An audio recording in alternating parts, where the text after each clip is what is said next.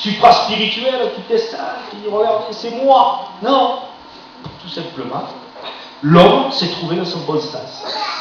Et Jésus l'a libéré. Instantanément, les démons ils ont obéi, ils ont commandé, ils sont partis. Et là, donc je me trouvais là, mais ça durait, c'était un combat, je dis oulala, oulala. Donc, le Seigneur, il attendait une chose, c'est comme dans les mariages, il y a des mariés ici. Que ton oui soit oui, ton non soit non. Le reste vient du malin. Donc il a fallu que je fasse comme au mariage. Il dit oui ou non. Parce qu'avec Dieu, comme je disais à mon frère, vous savez, il n'y a pas de. On ne dilue pas, il n'y a pas le yin et le yang. Vous savez là, quand on dilue là. Avec Dieu, la parole, c'est comme ça. Il y a l'enfer, il y a le ciel, l'éternité. Mais le purgatoire, il n'y en a pas, c'est un mensonge du diable, c'est une invention. C'est-à-dire que si tu meurs maintenant, si ta vie n'est pas pareille, si tu n'as pas fait à Jésus, tu pars de l'autre côté, tu vas en enfer. Mais si tu as accepté Jésus-Christ et que tu es né de nouveau, l'amour de Dieu est là. Ma foi, si tu dois partir, tu partiras avec lui. Amen. Mais il n'y a rien d'autre, c'est la vérité. Et moi, il fallait que je fasse ce choix-là.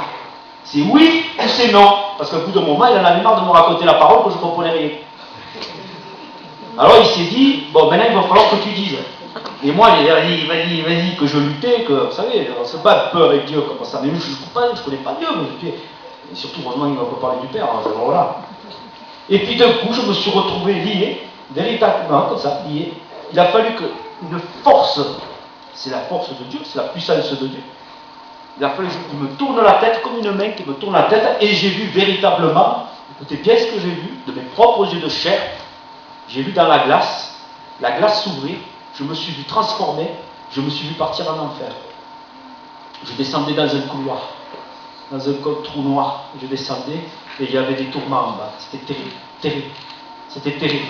Je me suis vu complètement déformé, je me suis vu complètement transformé. Une puanteur, une odeur, je ne peux pas vous expliquer. Je suis revenu comme ça d'un coup. J'ai dit oui Seigneur, sauve-moi, aide-moi. J'ai tombé à genoux, personne ne m'avait rien dit. J'ai dit Seigneur Jésus, je t'en supplie, viens. Il est venu, le Saint-Esprit m'a visité d'une façon. Vous savez, comme un poisson de colle vide. Bon, je ne sais pas l'effet exact des poissons, mais j'étais vidé comme un poisson. Et on m'a remplacé, c'était le Saint-Esprit qui m'a tout complètement possédé. Les démons sont partis.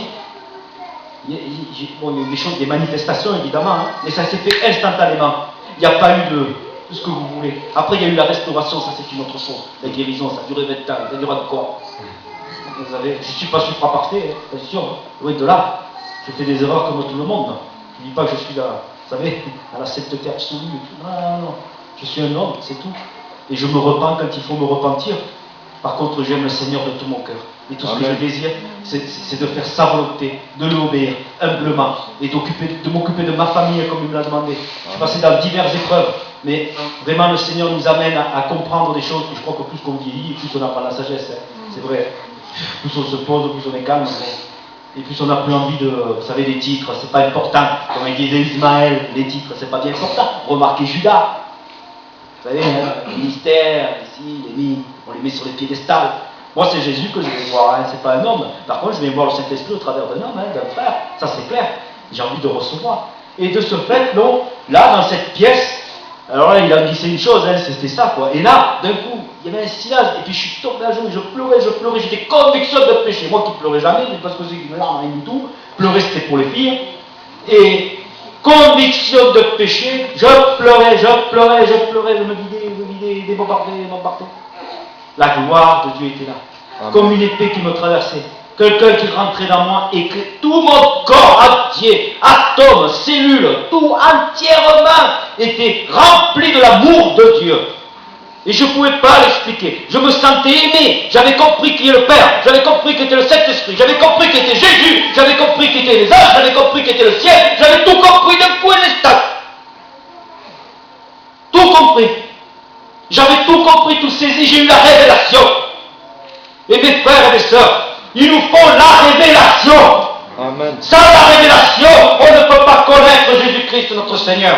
Il nous faut être convaincus avec qui on est, avec qui on marche, avec qui on vit, avec qui on mange, avec qui on soupe, avec qui on est tout 24 heures sur 24. Je ne viens pas louer le Seigneur le dimanche, que le dimanche seulement. Je le loue tous les jours, du matin jusqu'au soir. Même quand je me couche, que je dors, je ne ronfle pas malgré que je ronfle. Mais des fois je dis des louanges, je chante Vous savez ce qui m'est arrivé là récemment? Les docteurs, ils m'ont dit, mais de toute façon, depuis 20 ans que je suis au Seigneur, là aussi, j'ai dû mourir au moins 50 fois, au milieu, je ne sais pas combien de fois. Parce que je ne vous dis pas les assauts que j'ai subis. Je ne vous dis pas les épreuves qu'il y a. Parce que vous savez, Satan, il ne vous lâche pas comme ça. Il ne vous lâche pas comme ça. Ça a été jusqu'à mettre de l'héroïne devant moi. Ça a été jusqu'à me mettre des armes devant moi. Ça a été jusqu'à me mettre, vous savez, l'orgueil d'un homme, hein. Et les gens qui viennent, vous savez, dehors, hein, dans la rue et tout, et vas-y, le diable, il t'envoie quelqu'un, il te regarde dans les yeux de travers, et toi tu dis, attends, si tu baisses les yeux, t'es une fille. Hein, quand je venais juste de tout me convertir, j'étais tellement joyeux après ce qui s'est passé et tout, et d'un coup, une fois que j'ai eu la révélation, je regardais mes frères et sœurs, je les ai pris, je les ai embrassés alors qu'au début je voulais les tuer, et là maintenant je vous aime, oh que je vous aime, ils ne comprenaient plus rien, je les aimais de trop. Je suis parti à Nîmes, j'étais dans un squat, j'avais des têtes coupées, des machettes, de tout, j'avais mon chop, j'avais tout. Vous savez ce que j'ai fait? J'étais dans le hard metal, j'étais service d'ordre et tout, dans les trash metal, dans les sacrifices, dans toutes ces choses-là, et dans la musique à pote tout le temps, vous savez, tout ce qui est du trash metal et toutes ces choses. Et là, quand je suis rentré dans la pièce où j'adorais le diable, quand il y avait tout ce que j'avais rien, parce que tout était volé, même mes affaires, il n'y avait rien, que cette moto qui s'appelait Infernal Sataniac, entre parenthèses, avec des croix gammées, avec des scies, avec des... Vous savez, j'étais un homme blessé, j'étais un enfant blessé, un enfant qui a grandi blessé. Je ne voulais pas moi-même, mais j'étais en rébellion. Je cherchais, même le divorce que j'ai eu, qui partait les catholiques, je ne comprenais plus rien. Moi, mes parents, quand j'étais petit, ils m'amenaient tout le temps à Lourdes. Déjà, passer la grotte, et j'étais à genoux, et et dans le baptistère, en bas, tout nu, et parce que j'étais possédé. Mon frère qui est handicapé, c'est pareil. Il était au bagne, il le trempe là-bas dedans, mais il n'est jamais ressorti. Jamais ressorti à train de marcher, rien du tout. Mais pas la mémoire, mais la mémoire. Et moi, j'ai fait le bouc émissaire, et ceci, et cela. Et on m'a fait des pèlerinages, et je dormais avec la Vierge 2 mètres de haut, hop, l'eau bénite, et le bois, et la nuit, je voyais des démons qui grattaient au mur, je ne comprenais rien. Et je suis parti, j'ai dit, j'en ai marre, ça me saoule.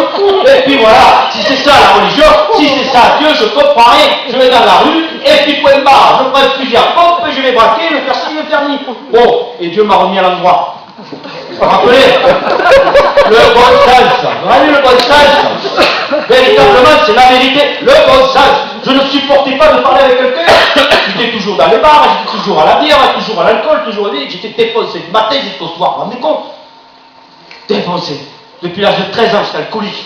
Depuis l'âge de 13 ans, je sniffais de l'éther jusqu'à me tomber dans les comas. À 16 ans, on me retrouvait dans des comas éthyliques. Je partais dans les passions, dans les foyers, plus personne ne me voulait, tellement que j'étais pas là. J'étais fou, j'étais possédé. Les démons voulaient me détruire et détruire ma famille et tout ce que j'ai mis autour, parce que je perdais tellement. J'en suis à je ne sais pas combien d'amis et de copines et de fiancés qui sont morts, qui sont enterrés à l'âge de 16 ans, de 19 ans, de 20 ans. J'en ai une pelle. Souvent, je vais dans les cimetières, parce que c'est là que je m'aperçois que véritablement d'où je viens, d'où le Seigneur m'a ressuscité. C'est une résurrection réellement. Et je vais vous dire, la plus belle chose qu'il a fait le Seigneur, c'est pas le jour de Noël, le cadeau, c'est pas ça. Mais le plus beau cadeau que Dieu m'ait fait, c'est que Jésus-Christ est venu dans ma vie, dans mon cœur. C'est lui le plus beau cadeau qu'il ait pu m'avoir fait.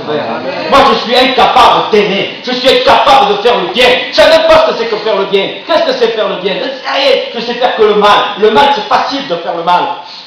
On te prend la tête, tu mets une claque et terminé. Ou tu en prends une ou il en prend une. Mais c'est comme ça. Mais c'est pas ça la vie. Alors aujourd'hui c'est difficile de rendre le mal par l'amour. Et pour moi ça c'est quelque chose de très difficile. Alors Dieu a décidé de me donner une femme. Oh là là, il a décidé de me donner un enfant. Aïe aïe aïe. Et il a décidé de me donner un autre enfant. Et un autre enfant. Et encore un autre. Et maintenant je me retrouve aussi avec des chats que je les balançais contre les murs, je ne supportais pas. J'avais trois. Je me retrouve avec une oie, c'est les canards. Une oie maintenant, c'est ma meilleure copine. Alors qu'avant je l'aurais mangé. Et là je me retrouve avec des poulets, avec des chevaux, tout une marche pour. Je comprends que Dieu m'a donné une villa. J'ai une villa à 700 000 €, vous le croyez? J'ai les photos, je vous montrerai, je ne sais même pas comment je l'ai eu, mais je l'ai eu. Je vivais dans la rue, je vivais dans des cartons, je vivais dans les poubelles, je vivais dans les voitures volées, je vivais n'importe où je pouvais trouver quelque chose, je vivais là, et après quand je me suis